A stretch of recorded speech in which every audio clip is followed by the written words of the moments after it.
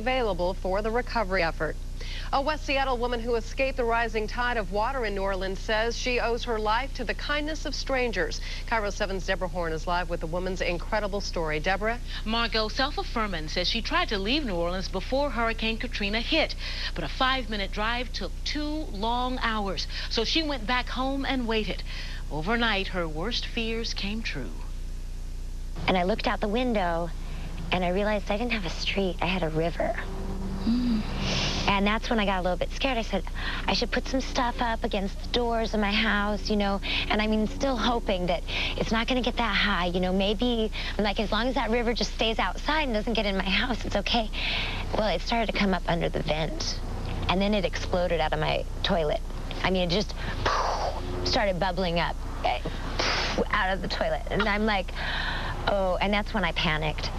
And then I grabbed the cats, and I threw them up in the attic, and I just tried to get, you know, provisions. And meanwhile, I'm at home going, oh my God, my daughter is trapped in her attic with no food, no water, with 4 cats, and I just started calling everybody in the world. And I turned the radio back on, and they were saying, if you have any possible way to get out, get out. And so I finally came to the realization that I was going to have to swim over to that bridge, to the overpass, and I was going to have to abandon the cats. And that's when I really broke down, you know, because they were the reason why I came back in the first place, was for my little cats. She left her cats and eventually found a couple willing to take her to Baton Rouge, where she caught a flight home. I'm so amazingly lucky. Fuhrman is a graduate student at the University of New Orleans. She has no idea when she will go back or what she will find when she does. Steve?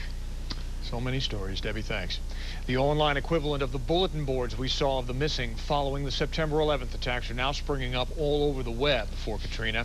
Sites like the popular Craigslist are full of posts from people trying to find word about loved ones who they've been unable to contact since the hurricane swept ashore. Get ready for $4 a gallon for gasoline. Analysts say it is possible, but whether the price will stay that high depends on how much damage Katrina did to oil facilities in the Gulf of Mexico.